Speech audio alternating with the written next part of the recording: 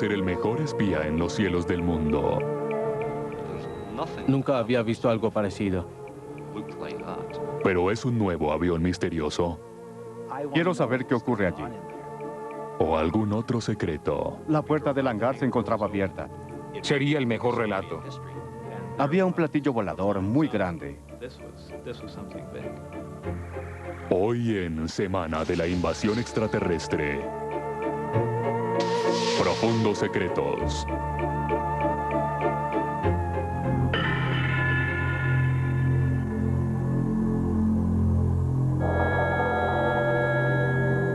Los he visto antes. Hemos tenido observadores furtivos y entusiastas de los ovnis en la misma área.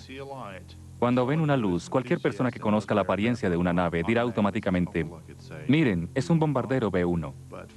Pero para quien es aficionado a los ovnis y anhela ver uno, esa luz inmediatamente se convierte en una nave nodriza. En 1992, Steve Douglas estaba filmando ejercicios aéreos militares en Roswell, Nuevo México. En la oscuridad cercana, su cámara captó a una nave triangular muy extraña durante unos segundos. Llevó la confusa película a un experto. Posiblemente esta es una imagen seductora, porque es algo que creemos que es una nave insólita. Una nave que el gobierno no admite tener, así que sería emocionante obtener una clara imagen de ella por el interés que despierta. Es interesante descubrir algo desconocido.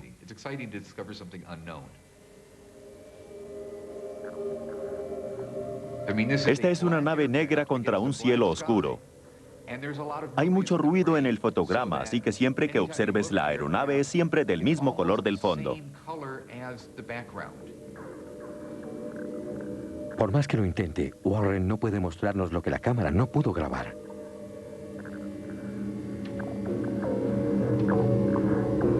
Este es un proceso de limpieza de imagen que logré con un procesamiento de depuración, pero sigue muy borrosa. Es bastante difícil ver algo.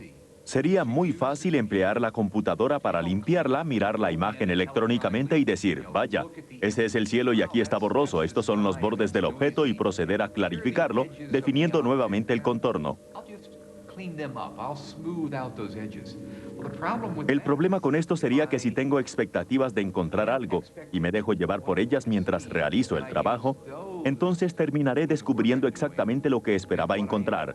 Podría transformarlo en cualquier cosa, un platillo volador o como quieran llamarlo.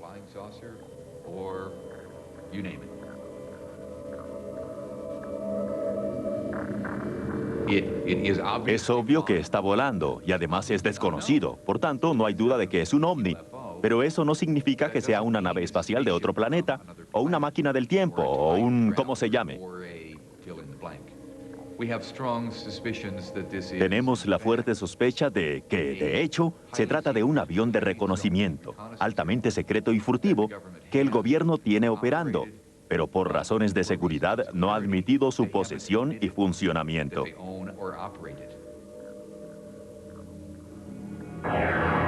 Esto fue lo que Steve Douglas filmó, el TR-3 Manta Negra.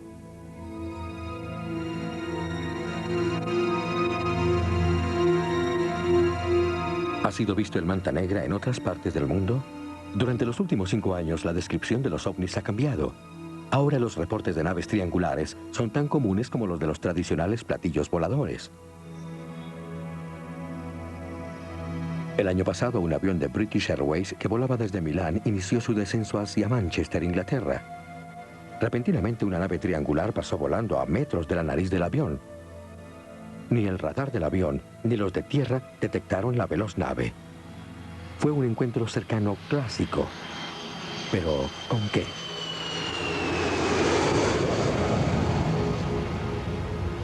Los titulares de los periódicos señalaron que una nave extraterrestre había pasado muy cerca del avión. Lo que no publicaron fue que las revistas de aviación especializadas ya sabían. A menos de 25 kilómetros de distancia, una compañía británica estaba construyendo en secreto el prototipo de una aeronave furtiva. Tenía una extraña forma triangular.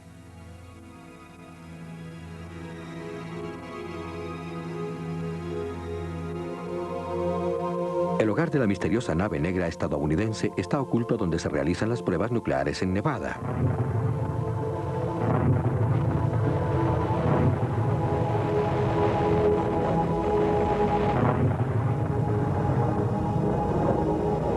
Durante décadas, las cabezas nucleares fueron probadas aquí. Las Vegas queda cerca, pero los turistas juegan sin percatarse del mundo secreto oculto en el horizonte.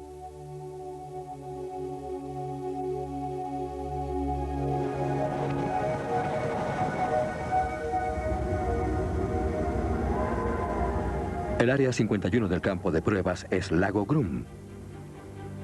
El código para las aeronaves es Tierra de Ensueño.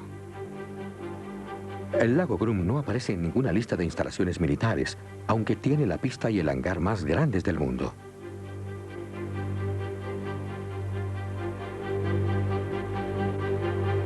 Allí se albergan los mayores secretos de Estado. Aún así, ha llamado tanto la atención del público que ahora existen mapas de la base. Entrar aquí es arriesgarse a ir a prisión sin juicio previo. Hay autorización de matar.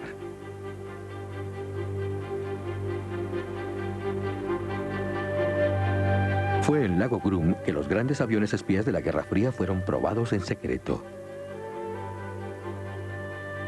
El U-2, el avión espía de la CIA, voló primero aquí. Más tarde, la familia de aviones que incluía el SR-71 Blackbird fue mantenida en secreto durante más de 10 años. El Blackbird volaba más alto y más rápido que cualquier nave. Como el U-2 era invulnerable, hasta que la tecnología de misiles lo hizo obsoleto.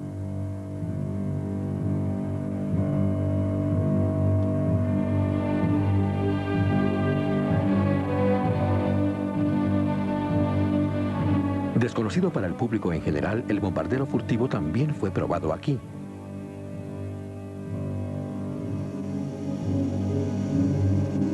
Naves secretas como estas han sido confundidas con los ovnis desde hace medio siglo. A mediados y finales de los años 40, se vivió un fantástico desarrollo de la aviación. Hoy día no podemos verlo, pero había aviones sin hélices. Eran lo mismo que un auto sin motor. Había aviones sin cola. Los había en forma de disco. También de anchas alas. Potencialmente, una persona que viera una de estas aeronaves podría pensar que no era un avión, sino una nave espacial. Alguien que no tuviera conocimiento de estas naves hubiera pensado en la existencia de algo más allá de la capacidad humana y asumiría que estos eran platillos voladores.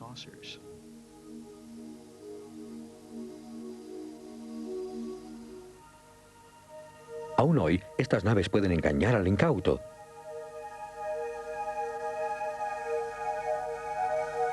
Observar el bombardero furtivo, el Northrop B-2, es educativo. Podría así entenderse el que las personas que observan naves extrañas puedan creer que son platillos voladores.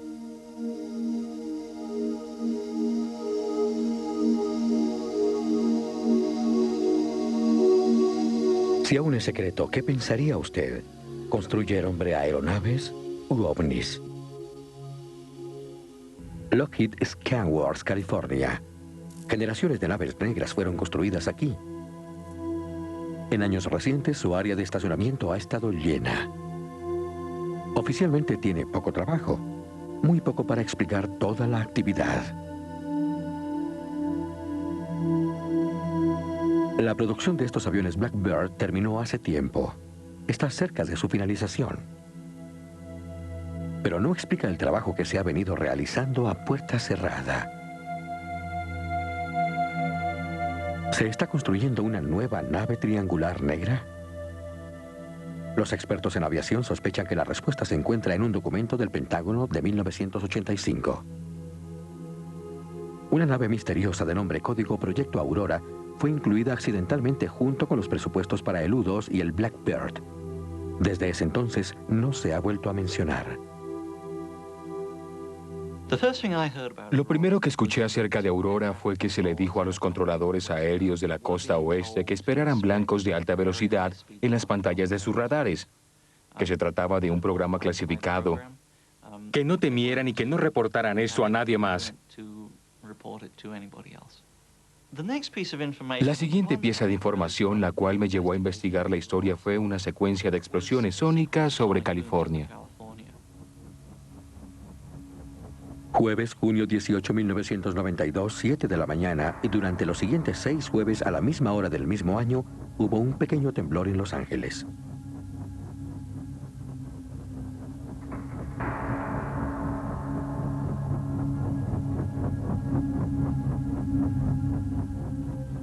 Impulsado por las llamadas telefónicas de preocupados residentes, Jim Murray, del Departamento de Investigación Geológica de los Estados Unidos de América, se propuso averiguar la causa de estos extraños y puntuales temblores. Tenía a su disposición una red de estaciones de registro sísmico. Rápidamente estableció que era una doble explosión sónica de un avión supersónico. Murray comparó el compás del avión supersónico con los modelos producidos por aquellos del lugar de aterrizaje del transbordador espacial en las afueras de Los Ángeles, y por el SR-71 Black Bear en su vuelo transcontinental para el récord de velocidad en 1991. Era totalmente diferente. El tamaño y amplitud de la explosión eran únicos. De hecho, tenemos bastantes explosiones sónicas al sur de California. Una de las razones es que el transbordador espacial aterriza en la base Edwards, la cual se encuentra aquí en el desierto. Es posible decir la dirección, velocidad y altura del objeto que produce la explosión sónica si se tiene un buen instrumental. Para las misteriosas explosiones vistas, está claro que están volando fuera de la costa. Al no tener estaciones aquí, pues no disponemos de mucha información, por lo cual no podemos obtener un estimado seguro de qué tan rápido el objeto en particular está viajando. Solo se puede decir que superaba la velocidad del sonido.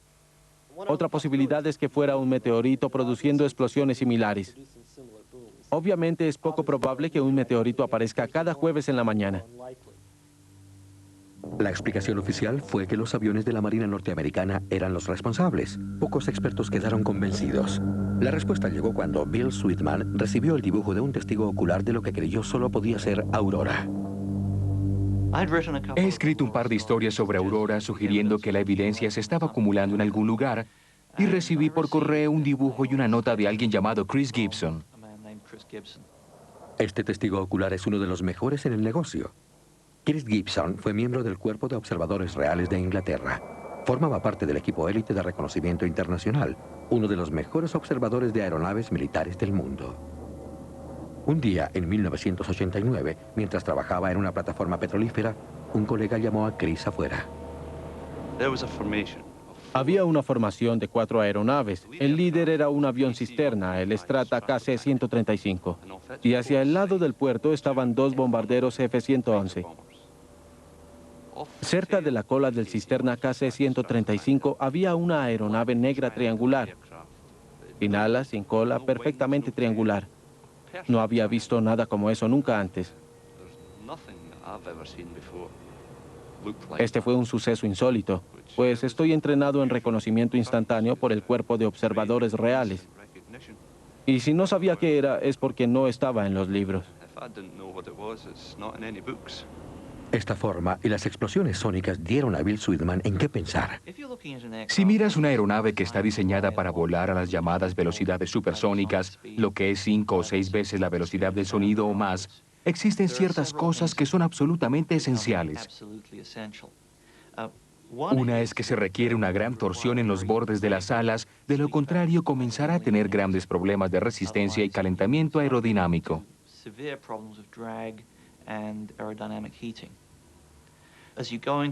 Aún teniendo esta fina forma, necesitará mucho volumen para el combustible, la propulsión, la tripulación. Y la mejor manera de obtenerlo está en combinar las alas y el fuselaje juntos. Así se logrará una forma triangular altamente armoniosa, lo cual desde el plano visual es lo mismo que Chris vio.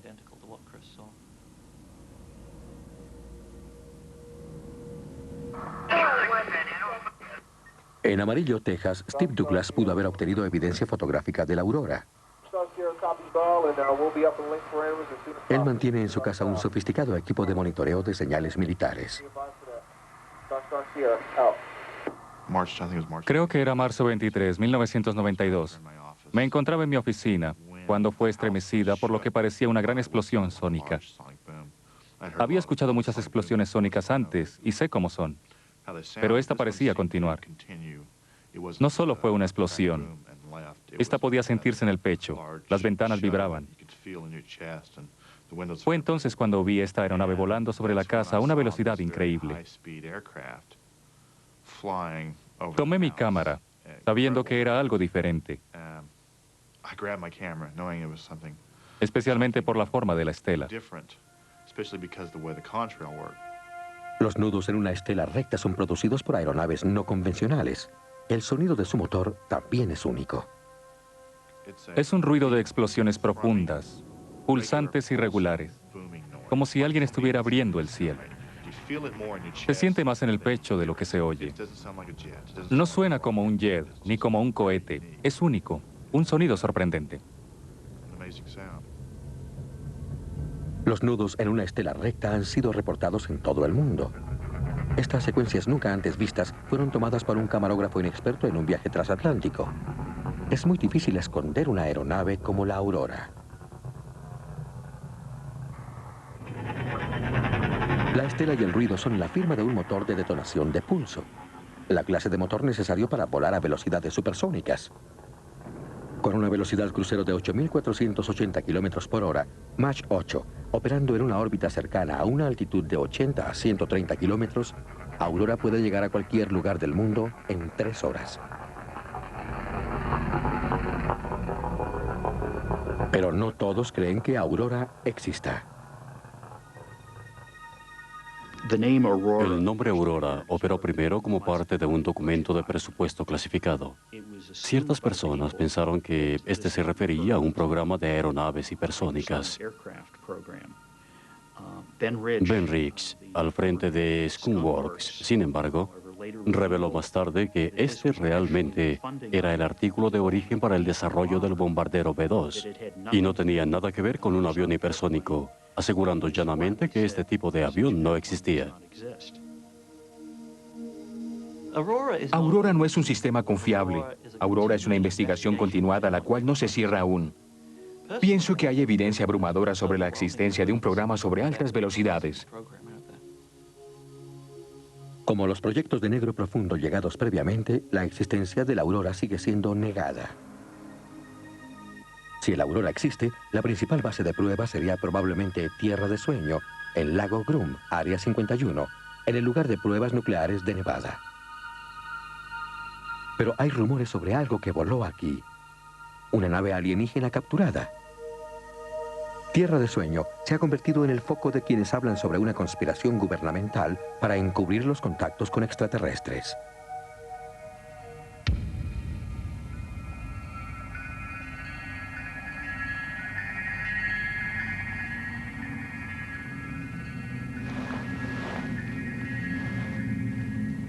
Desde lo alto de una montaña, un hombre se mantiene vigilante sobre Tierra de Sueño.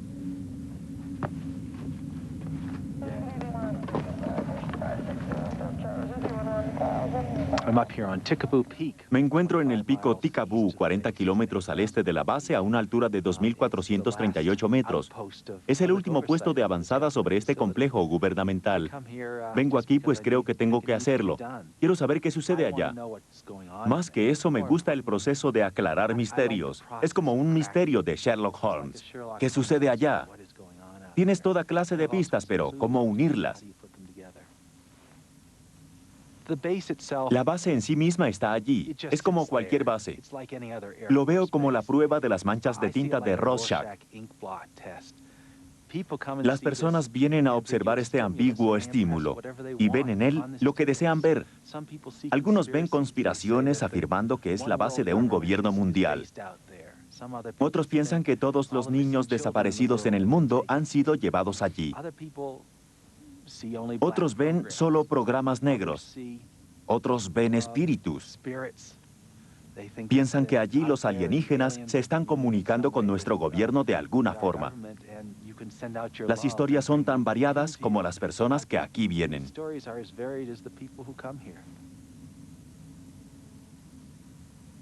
Estas creencias están basadas en los clamores de un hombre. Eran 9 platillos voladores moviéndose juntos. Rachel, Nevada, población 101 y disminuyendo.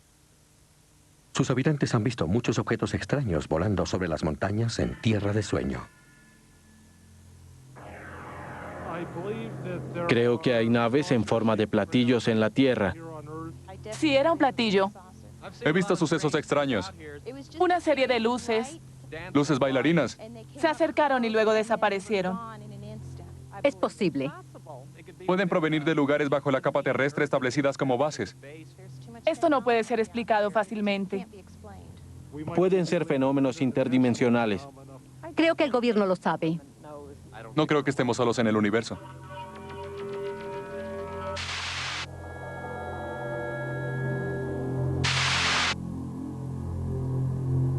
Más allá del lago Krum está el lago Papoose, o área S4. El constructor de autos jet, Bob Lazar, asegura que esta es una base de platillos voladores. También afirma ser un empleado formal del Laboratorio Nacional de Los Álamos, lugar de nacimiento de la bomba atómica. Sostiene que fue contratado como ingeniero para un proyecto secreto. Tenía la impresión de que trabajaría en un avanzado sistema de propulsión, campo en el cual yo trabajaba y estaba emocionado. Me llevaron a creer que sería alguna clase de sistema de campo de propulsión, siendo realmente eso. Pero no tenía idea de las implicaciones acerca de lo que ellos hablaban. Lazar dice haber sido llevado desde Las Vegas hasta el lago Krum, puesto en un autobús y llevado al área S4, lago Papoose. La puerta del hangar estaba abierta y allí había un platillo volador.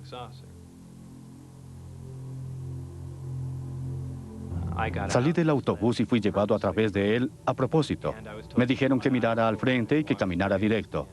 Era como una tortura mental, pues había algo allí muy interesante. Tenía también la impresión que era algo desarrollado por nosotros. Y en realidad recuerdo haberme reído de mí mismo, pues era la respuesta a todos los avistamientos de ovnis. Hemos estado haciendo esto desde siempre, probándolos, y todos han estado pensando que son platillos voladores de otros planetas. Fue fantástico, tenía una bandera americana pegada a un lado, lo cual creí era un lindo toque. Pero Lazar llegó a creer que era de origen extraterrestre. Más tarde se me permitió entrar en él. Se hizo entonces extremadamente obvio que no era algo hecho por nosotros. Solo hasta entonces, después de ver lo pequeño de todo en el interior, vi que no era algo para llevar humanos.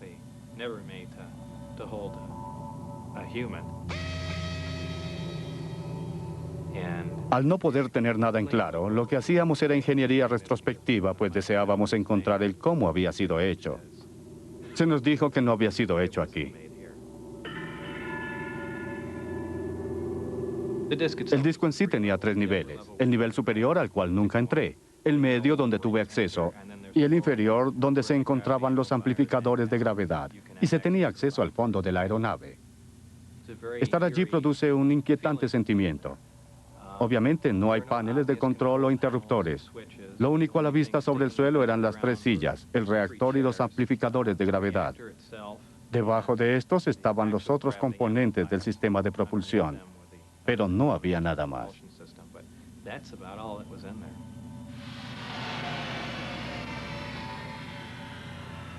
La historia de Bob Lazar ha sido investigada por un reportero de la estación local de televisión. Lugar de la llamada Puerta de Agua Cósmica. Hay historias acerca de tierra de sueño flotando por Nevada durante varios años, pequeños artículos en los periódicos, referencias de programas secretos, ocasionalmente alguna referencia a tecnología alienígena. Ha habido algunas referencias sobre lo mismo en los círculos que estudian los ovnis, personas diciendo, hay una base secreta en Nevada y sería bueno que lo verificaras. Hasta 1987 comencé a investigar esto. En 1989 conocí a Robert Lazar y lo que me contó era increíble. Yo pensé, si algo de esto resulta ser cierto, sería el mejor relato. ¿Fue verificada la historia de Lazar? ¿Existen registros del trabajo de Lazar? Para mí, la estación de televisión, la llave a su credibilidad, la clave de su historia estaría siempre en Los Álamos. Si trabajaba en proyectos clasificados, es al menos concebible que hubiera sido traído a Nevada para trabajar en otros proyectos clasificados. Como prueba de su veracidad, deseábamos ir a Los Álamos para que nos mostrara el lugar. Él dijo, ¿puedo introducirlos? Respondimos, muy bien, creeremos cuando veamos. Viajamos un fin de semana. Algunas personas estaban en el laboratorio y Bob realmente nos introdujo. Fue como seguirlo a través de un laberinto de laboratorios y él conocía el camino como un conejo en su madriguera. Sabía dónde estaba todo, lo cual me impresionó. ¿Cómo podría saberlo si no hubiera estado allí? Los Álamos no cooperó desde el primer día. Pasaron años y años y aún no he podido obtener confirmación de ellos de si Bob trabajó allí. No tiene sentido, no tienen registro sobre alguien que trabajó allí solo unos años antes, pero esa era su respuesta. He entrevistado a otras personas quienes trabajaron con Bob y afirman que él era empleado, un físico trabajando en proyectos clasificados. Si este es el caso, ¿dónde están los registros? No hemos podido encontrarlos. Esto me dice que alguien ha tratado de borrar el pasado de Bob, logrando de esta forma que solo unos pocos crean en él.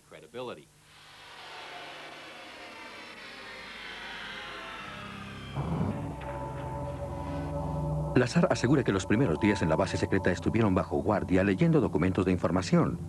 Según él, estos documentos poseen conocimientos detallados de alienígenas y clarifican que la nave espacial no es de adquisición reciente. Al parecer, ellos estuvieron trabajando en esto durante al menos algunos años, pero podrían ser 20. Cada grupo trabajaría en una parte específica de la nave. Por ejemplo, había uno en la energía metalúrgica de la nave, el nuestro. Y como grupo teníamos trabajos específicos con los sistemas de energía y propulsión de la nave.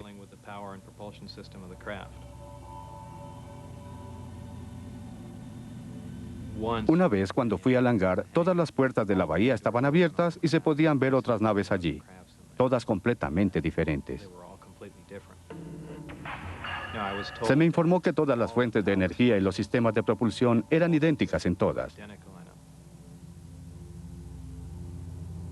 Sobre cuántas eran operacionales, solo sé que en la que yo trabajaba lo era. El resto de ellas podían ser no operacionales. Ni siquiera puedo decir algo acerca de ellas.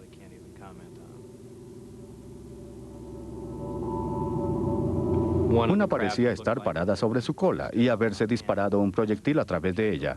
Por esto creo en la no funcionalidad de algunas de ellas.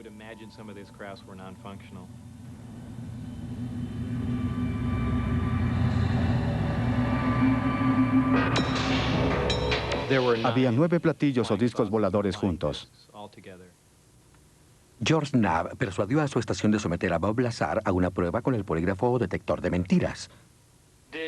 ¿Mentía usted a propósito cuando dijo haber visto propulsión antigravedad en operación? No. 4 pruebas separadas fueron realizadas por 2 diferentes investigadores. Los resultados fueron inconclusos. Lazar superó 2 y falló 2. Pero uno de los investigadores todavía tiembla por lo que escuchó. Buscaba los pequeños signos, el lenguaje corporal. Había un contacto visual tremendo. No había inquietud. Y él nunca se desvió. Cubrimos todo varias veces. Hice las mismas preguntas de varias formas diferentes. Y sus respuestas siempre fueron las mismas.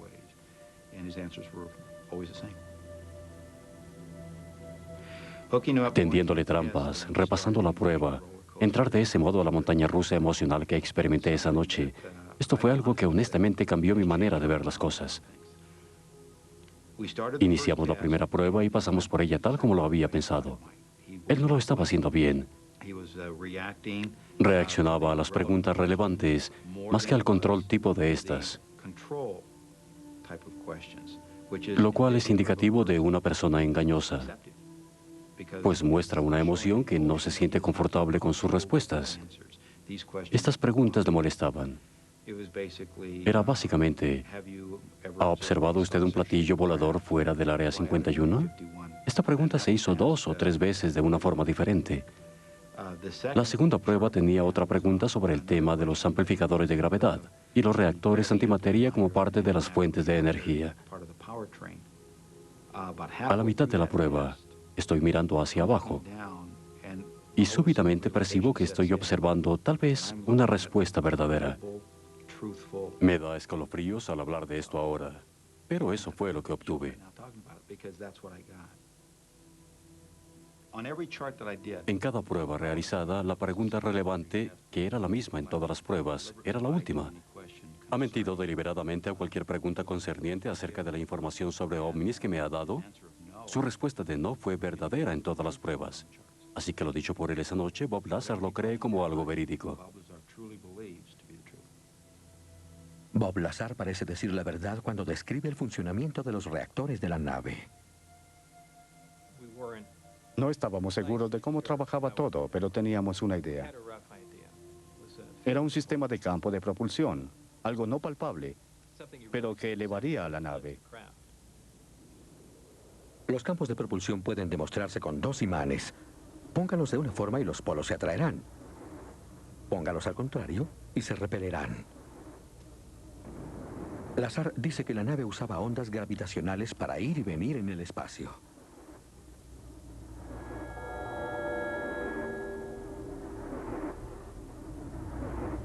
Usando materiales terrestres y tecnología de punta, no podríamos duplicar uno de esos sistemas.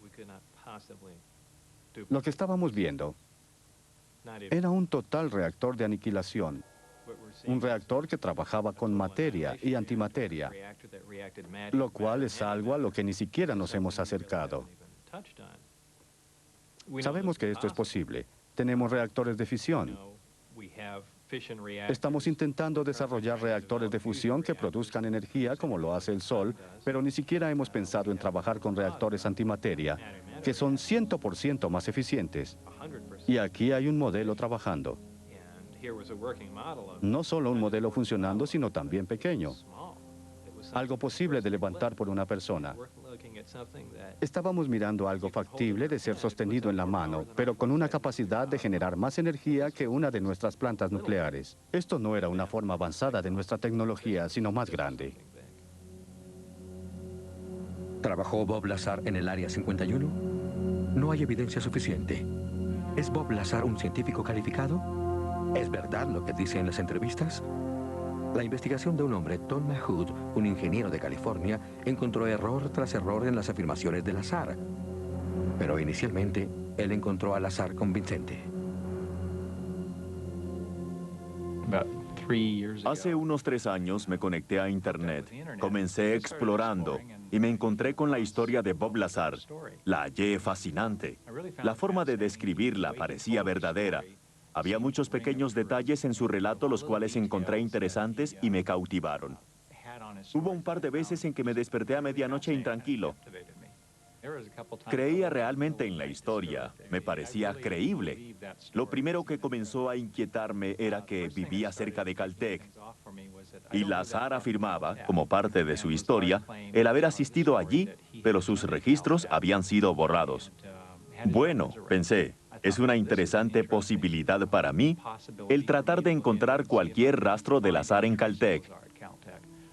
Pensé, lo más fácil de hacer era buscarlo en todos los anuarios de Caltech en un periodo de 10 años. Revisé literalmente en cada página buscando una fotografía o una referencia de Bob Lazar. Es posible que sus registros hayan sido borrados, pero es poco probable que alguien venga y reemplace un anuario universitario. Así lo hice y no encontré nada. En ese punto comencé a pensar, es posible que tenga un grado en física, pero por alguna razón no desea que las personas se enteren de dónde es y se inventó la historia de Caltech.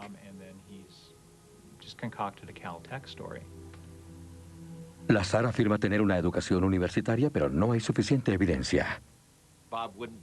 Pero no sería la primera vez en la historia en mentir acerca de su educación para obtener un trabajo. Los únicos registros que hablan sobre sus estudios es un curso de electrónica en una carrera técnica.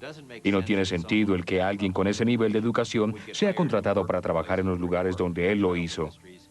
Las industrias Fairchild, más tarde en Los Álamos, en posiciones altamente técnicas. Tuvo que educarse en algún lugar. Si ha estado en su casa, si viera lo que hace con las computadoras, sabría que es un hombre inteligente y educado. ¿De dónde viene esa educación? Veo, por ejemplo, el MIT, y aunque Bob puede recordar nombres de profesores, no puede recordar nombres de estudiantes. Y yo me pregunto, ¿puede un instituto como el MIT haber borrado sus registros? No lo sé. Obtiene millones de dólares en contratos de defensa cada año. Han trabajado con la CIA en el pasado sobre la cuestión de los ovnis. ¿Pueden haberlo hecho? ¿Lo harían? Creo que es posible. Lazar dice que fue despedido del Área 51 después de violar las reglas de seguridad. La nave en la que trabajé era probada frecuentemente. La mayoría de las pruebas se hacían los miércoles en la noche. Nunca se sacaba fuera de la atmósfera.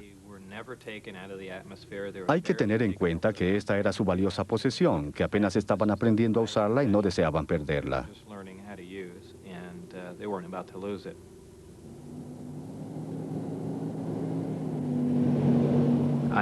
Tenía la programación de las fechas y horas específicas en las cuales se efectuarían las pruebas. Un día en el cual no trabajaba, traje unos amigos y ellos pudieron presenciar algunas de las pruebas. Siéntense. Lazar afirma que ellos vieron una luz brillante. Una nave extraterrestre estaba moviéndose a través del cielo en direcciones y ángulos imposibles para una aeronave convencional. Viene hacia nosotros.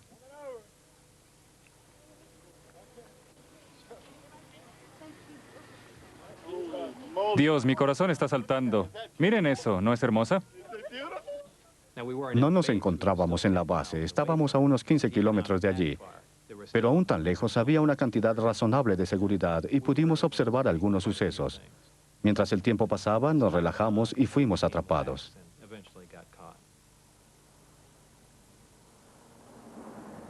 Al día siguiente debía haberme presentado al trabajo. Sin embargo, me pidieron un informe en una base de la Fuerza Aérea al norte de Las Vegas.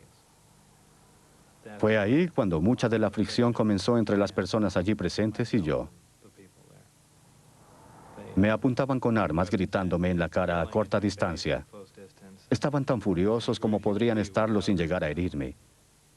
Me amenazaron y también amenazaron la vida de mi esposa. Los registros de empleo, los lugares donde había estado, en donde había trabajado y con quienes había trabajado. Toda esta información comenzó a desaparecer y tal vez iban a hacer lo mismo conmigo.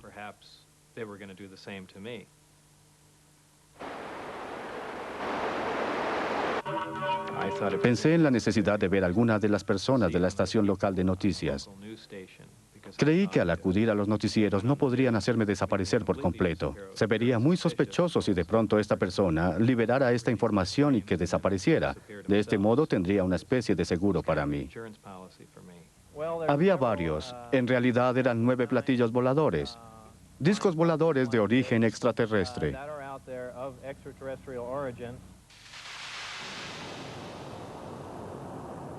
Después de haber revelado la historia sobre la nave espacial, Lazar fue arrestado y acusado de consentir y ayudar a dirigir un prostíbulo en Las Vegas. Cuando Bob me contó que se hallaba involucrado en esta operación ilegal del prostíbulo, vi pasar mi vida profesional ante mis ojos. Estaba muy molesto. He escrito y desarrollado un sistema de computación para que un prostíbulo local funcione eficientemente. Y eso, en efecto, es contra la ley. Finalmente lo convencí de hablar de la historia. No podía él permitir que otro lo hiciera. Esto pudo haber sido un error desde un punto de vista legal, pero creo que fue importante. Es extraño para un caso tan pequeño que hubiera personal del FBI en el juicio. ¿Existían entonces presiones para crear más ira de la necesaria? Seguro las había. Parecía como si quisieran desacreditarme.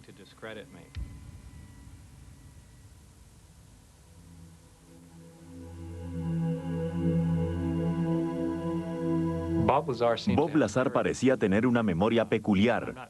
No aseguro que fuera sospechosa. No obstante, era muy peculiar el hecho de que recordara pequeños detalles del tiempo que pasó en S4 y que tuviera problemas para recordar las clases que tomó, nombres de profesores, fechas, como si mucho de su pasado se hubiera desvanecido. Pero no S4. Creo que Bob Lazar es un completo fraude. Al mismo tiempo, he hablado con bastantes personas y conozco muchas historias acerca de sucesos que han ocurrido en el Área 51, que creo que él estuvo allí. Sobre si estas sucedieron como él lo afirma, no estoy seguro. ¿Debemos creer en la historia de Bob Lazar? Tom Mahood descubrió que él trabajó en Los Álamos, pero solo para un subcontratista civil. No era un científico investigador. Era un técnico trabajando en proyectos civiles. Bob Lazar mintió incluso sobre su pasado. Hasta tener una fuerte evidencia, deberíamos recordar lo dicho por Einstein. Aquel que es descuidado con la verdad en pequeñas cuestiones no podrá ser confiable en grandes situaciones. Bob sabía cuándo y dónde se llevarían a cabo las pruebas de las naves, pues durante 3 semanas seguidas llevó a otras personas allí para que filmaran. ¿Cómo lo sabía? Conozco a alguien que trabajó allí y quien le hizo una serie de preguntas, mas no las importantes. Preguntas como ¿dónde está la cafetería? ¿Cómo pagaba sus comidas? Cosas así. Esta persona que trabajó en el Área 51 estaba convencida de que Bob realmente había estado en las instalaciones. ¿Es esta la más grande historia sobre ovnis? A menos que los contactos de George Knapp hagan un registro, no podremos juzgar si es solamente un gran engaño. Creo que la operación fue reubicada poco después, posiblemente en el 90 o el 91. ¿Dónde están ahora? Su respuesta es tan buena como la mía.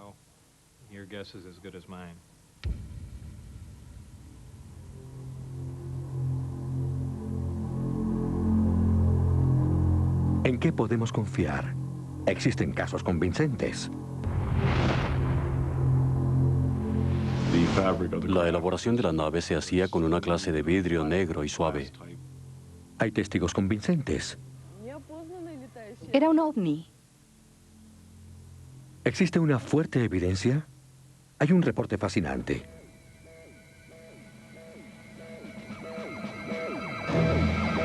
En mayo 5 de 1984 se disparó una alerta a través del Comando de Defensa de Norteamérica.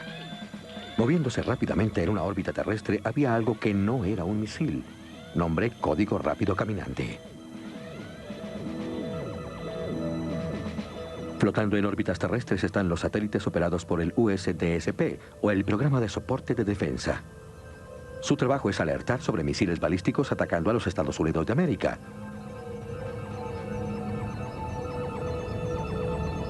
Los sensores satelitales son tan sensibles que recogen las señales infrarrojas, aún de pequeños incendios.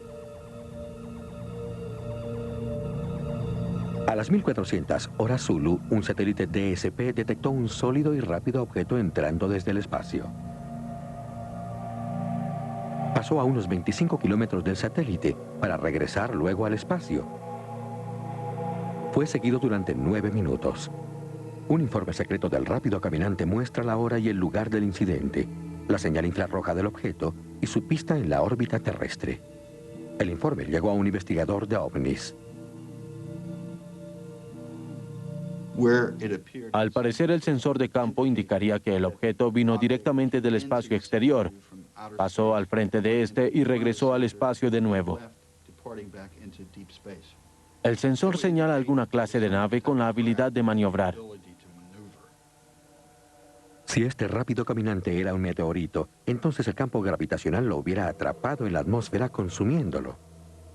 Se necesita mucha energía para romper este campo. Los objetos inanimados como los meteoritos no pueden hacer esto. Las naves espaciales como el transbordador espacial, sí.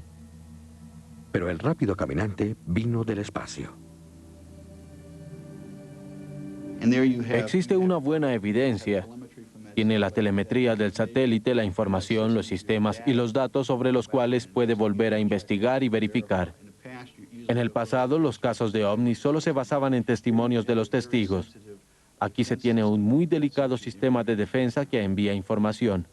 No sé si usted pueda resolverlo. Podría ser uno de esos enigmas eternos. ¿Qué clase de aeronave tiene esa habilidad? Algunos dirían un ovni.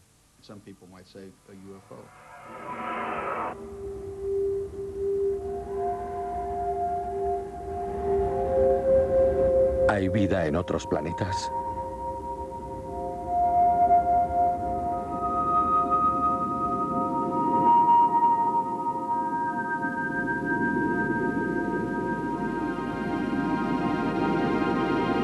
Un astrónomo estima que pueden haber existido unos 100 millones de billones de civilizaciones desde el inicio del universo.